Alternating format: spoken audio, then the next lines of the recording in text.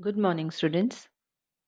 मैं doctor Jayashree Daware, assistant professor, department of zoology. आज हम पढ़ने जा रहे हैं BSc part first, paper third की यूनिट फिफ्थ का टॉपिक माइक्रोस्कोपी। बच्चों, कॉलेज में आने से पहले क्लास 12th में भी आपने लैब्स देखी होंगी और लैब्स के अंदर माइक्रोस्कोप तो देखा ही होगा। प्रैक्टिकल करते टाइम आपने ट्रांसवर्स सेक्शंस भी काटे होंगे और उनको माइक्रोस्कोप के नीचे ऑब्जर्व भी किया होगा। तो हमें इस तरह के माइक्रोस्कोप की ज़रूरत क्यों पड़ती है लैब्स के अंदर? क्या रीज़न है? सेल स्टडी में मेनली दो समस्याएं आती हैं। सेल और उसके कंपोनेंट्स का अति सूक्ष्म आकार, और दूसरी प्रॉब्लम आती है सेल का ट्रांसपेरेंट नेचर। अधिकांश सेल्स का डायमीटर 0.1 माइक्रोन से 1 nm के बीच होता है।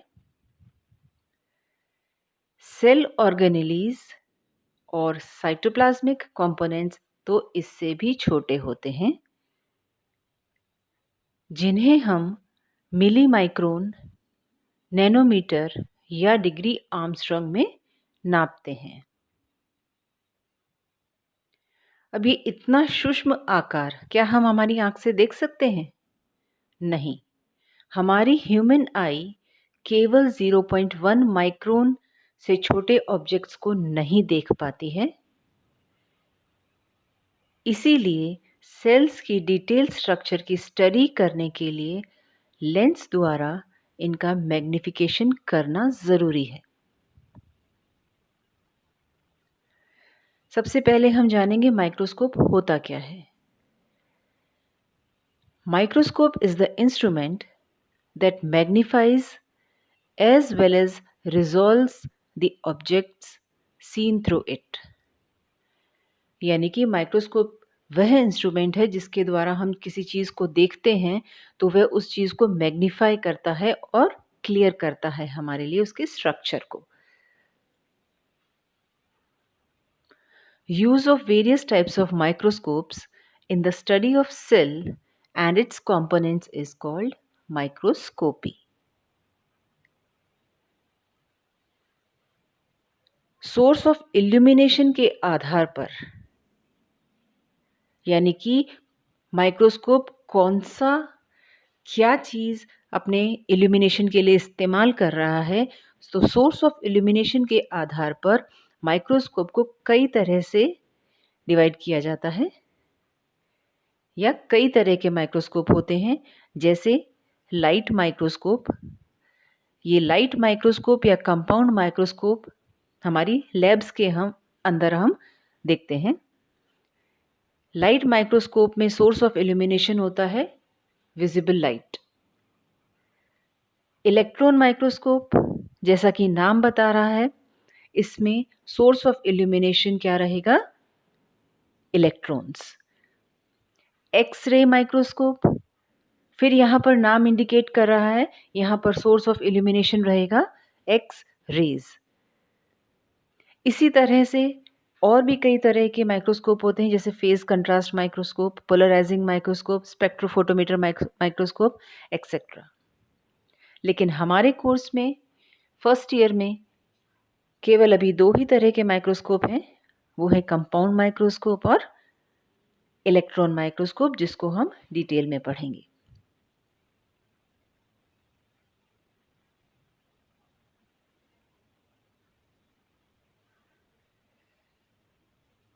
फर्स्ट ऑपरेशनल जो माइक्रोस्कोप था वो किसने डिस्कवर किया था? जेन्सन और हेंस ने इन द ईयर 1590। चलिए अब माइक्रोस्कोप के बारे में कुछ टर्म्स हम देख लेते हैं। Resolving power and limit of resolution of the microscope. क्या होता है रिजॉल्विंग पावर?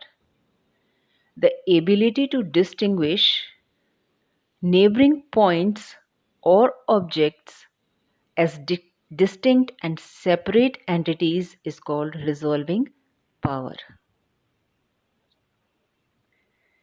या यूं कहें, किसी इंस्ट्रूमेंट द्वारा अति निकट रखी किसी वस्तु के अभिव्यक्त प्रतिबिंब बनाने की क्षमता को रिजोल्यूशन कहते हैं। ये जो रिजॉल्विंग पावर है, ये वेवलेंथ जिसे हम लैम्डा से इंडिकेट करते हैं और माइक्रोस्कोप के ऑब्जेक्टिव लेंस के न्यूमेरिकल अपर्चर पर डिपेंड करता है। तो किसी माइक्रोस्कोप का रिजॉल्विंग पावर दो चीज़ों पर डिपेंड कर रहा है। पहला तो वेवलेंथ, जो भी सोर्स है उसका वेवलेंथ, और दूसरी चीज़ है ऑब्जेक्टिव लेंस का न्यूमेरिकल अपर्चर। अब ये न्यूमेरिकल अपर्चर क्या होता है? Numerical aperture is the light gathering capacity of the objective lens.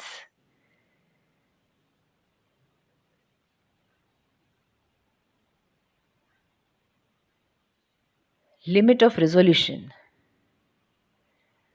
किन्हीं दो बिंदुओं के बीच की वह कम से कम दूरी जिससे इन बिंदुओं को अलग अलग पहचाना जा सके, यानी कि वह मिनिमम डिस्टेंस जहां पर दोनों ही पॉइंट्स हमें क्लियरली दिखाई देते हैं, वह है limit of resolution. Limit of resolution के लिए एक फॉर्मूला है जो आप सामने देख रहे हैं, R is equals to 0.61 lambda upon numerical aperture. इस फॉर्मूला की सहायता से हम किसी भी माइक्रोस्कोप का लिमिट ऑफ रेजोल्यूशन कैलकुलेट कर सकते हैं। NA एक वैल्यू है जो ऑलरेडी निकाली जा चुकी है। Numerical aperture NA for the light microscope is 1. It is always 1. And oil immersion के लिए ये वैल्यू है 1.4। तो NA की वैल्यू लाइट माइक्रोस्कोप के लिए हमारे पास क्या है? 1. Higher the numerical aperture, the greater is the resolution and brighter is the image. जितना हायर न्यूमेरिकल अपर्चर होगा उतना ही ग्रेटर रेजोल्यूशन होगा और इमेज उतनी ही ब्राइट होगी। Resolving power limit of resolution के इनवर्सली प्रोपोर्शनल होती है, अर्थात रिजॉल्विंग पावर को लिमिट ऑफ रेजोल्यूशन कम करके बढ़ाया जा सकता है।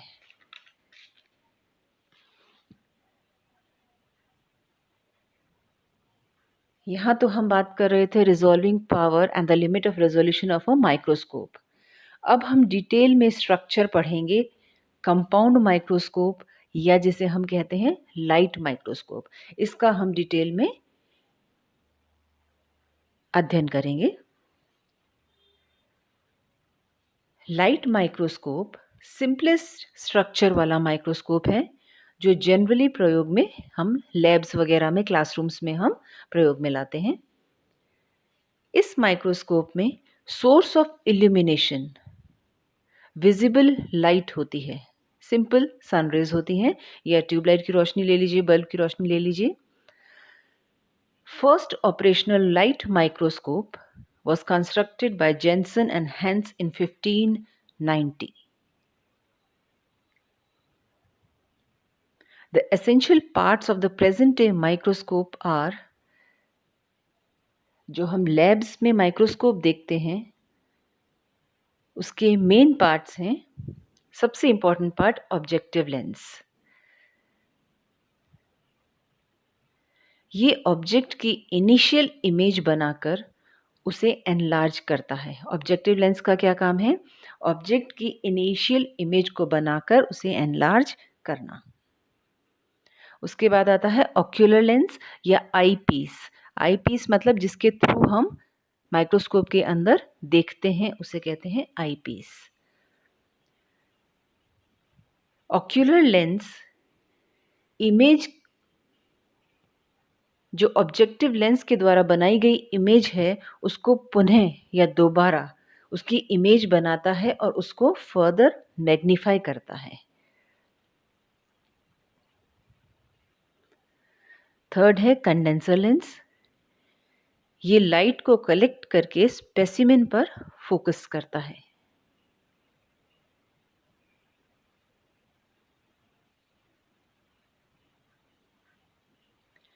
जैसा कि हमने पहले भी कहा था कि लाइट माइक्रोस्कोप में सोर्स ऑफ इल्यूमिनेशन है विजिबल लाइट।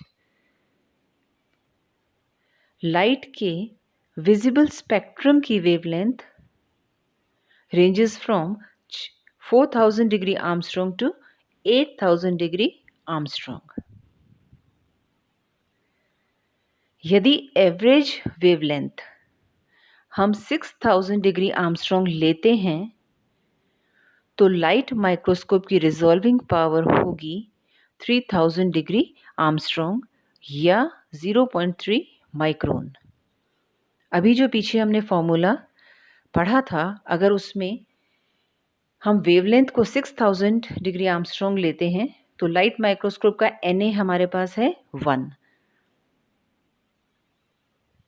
तो उस फॉर्मूले में डालने पर हमारे पास माइक्रोस्कोप की रिजॉल्विंग पावर आती है 0.3 माइक्रोन।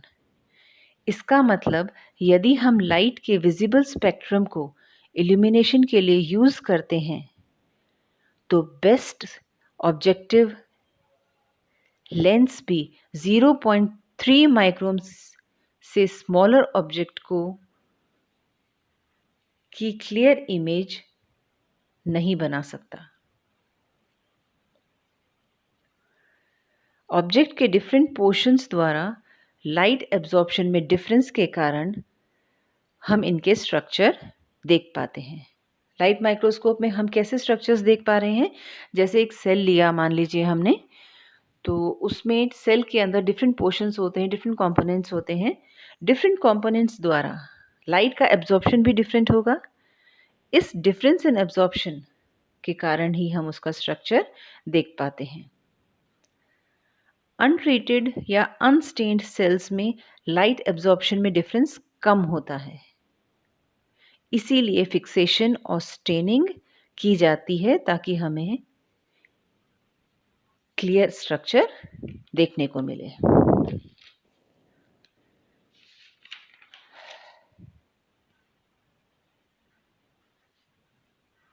अब हम लाइट माइक्रोस्कोप का जो बेसिक स्ट्रक्चरल कंपोनेंट्स है उसके बारे में पढ़ेंगे, उसके पार्ट्स के बारे में पढ़ेंगे, कैसे कैसे ये अरेंज्ड रहते हैं उसके बारे में पढ़ेंगे। आगे मैंने माइक्रोस्कोप का स्ट्रक्चर दिया हुआ है, पहले हम लाइन से चलेंगे पढ़ते हुए। सबसे पहले आता है head, eye piece and the body tube.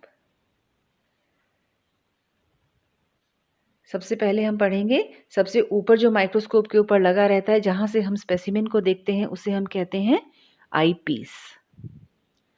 I piece वह लेंस है जिसके थ्रू हम स्पेसिमेन को देखते हैं। इसमें यूजुअली 10x या 15x पावर का लेंस होता है। डिपेंड करता है, आप 10x भी लगा सकते हैं आई पीस पर और 15x भी लगा सकते हैं। बॉडी ट्यूब आई पीस को ऑब्जेक्टिव लेंस से कनेक्ट करते हैं। क्या काम है बॉडी ट्यूब का?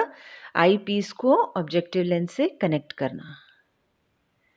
नेक्स्ट पार्ट आता है हमारा objective and stage clips. Objective lenses compound microscope के सबसे इंपॉर्टेंट पार्ट होते हैं और ये स्पेसिमेन के सबसे नज़दीक भी होते हैं। एक स्टैंडर्ड माइक्रोस्कोप में 3 से 4 ऑब्जेक्टिव लेंसेज होते हैं, ranging from 4x to 100x, it depends. Stage clips, ये वह स्टेज है जहाँ पर हम हमारी स्लाइड जिसको हमें देखना है या वह स्पेसिमेन जिसको हमें देखना है, यहाँ स्टेज पर हम रखते हैं। स्टेज क्लिप्स मेटल की क्लिप्स होती हैं जो स्लाइड को जगह पर होल्ड करके रखती हैं, और स्टेज वो जगह है जहाँ पर हम हमारी स्लाइड को रखते हैं।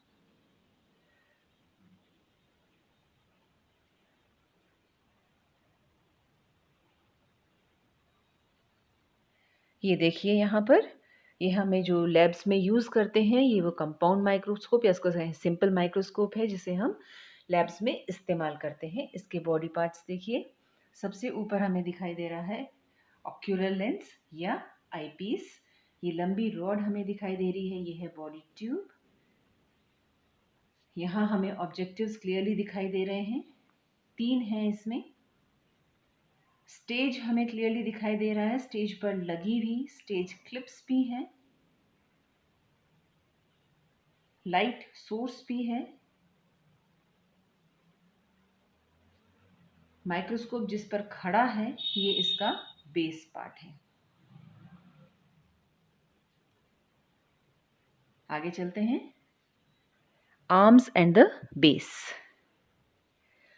आर्म माइक्रोस्कोप के बेस को बॉडी ट्यूब से कनेक्ट करता है। Base supports the microscope.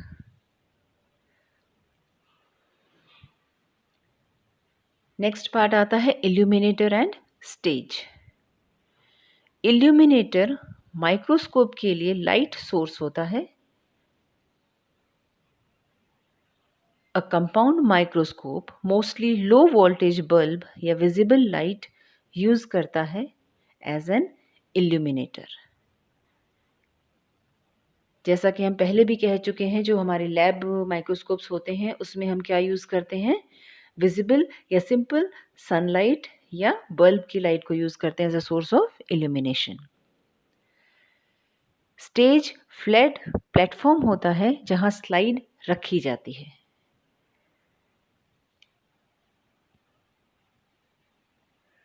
अब आता है nose piece and the aperture. आप इन पार्ट्स को समझने के लिए माइक्रोस्कोप के डायग्राम को खोल कर रखें, उसके बाद आप इसको देखते रहें। नोज पीस एक रोटेटिंग ट्यूरेट होता है, एक नॉब होती है जिसे हम घुमा सकते हैं, जो ऑब्जेक्टिव लेंसेज को होल्ड करता है। व्यूअर नोज पीस को स्पिन करके डिफरेंट ऑब्जेक्टिव लेंसेज को सिलेक्ट करता है। आपको कितने एक्स का या कितने पावर का चाहिए वो आप उसको स्पिन करके अपने आप सिलेक्ट करके फोकस कर सकते हैं। स्टेज के मिडिल में एक अपर्चर या होल होता है जो इल्यूमिनेशन से लाइट को स्पेसिमेन तक पहुंचाता है।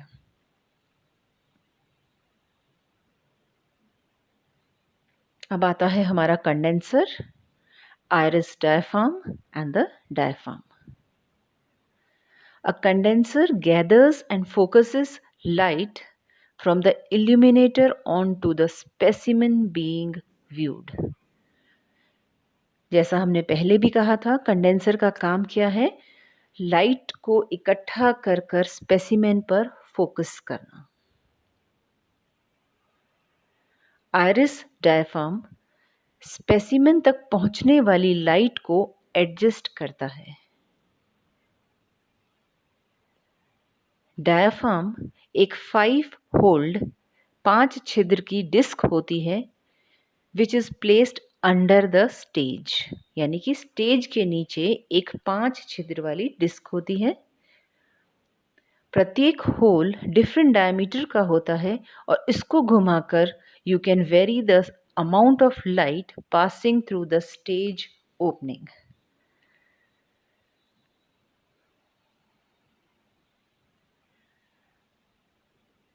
ये तो था स्ट्रक्चर कंपाउंड माइक्रोस्कोप का। अब आता है इसका main part, that is image formation. Microscope में इमेज बनती कैसे है।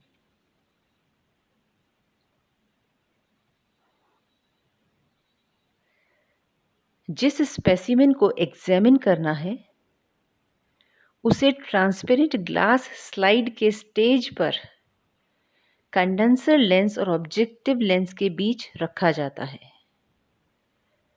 यानी कि अभी जो हमने डिटेल स्ट्रक्चर पढ़ा था, वहाँ पर जो हमारे पास स्टेज है उसके ऊपर स्लाइड को रख दिया जाता है। ये स्टेज कहाँ होता है? कंडेंसर लेंस और ऑब्जेक्टिव लेंस के बीच में। ठीक है, अभी तो हमने स्लाइड को रख दिया है। कंडेंसर लेंस द्वारा विजिबल लाइट की बीम स्पेसिमेन पर फोकस की जाती है।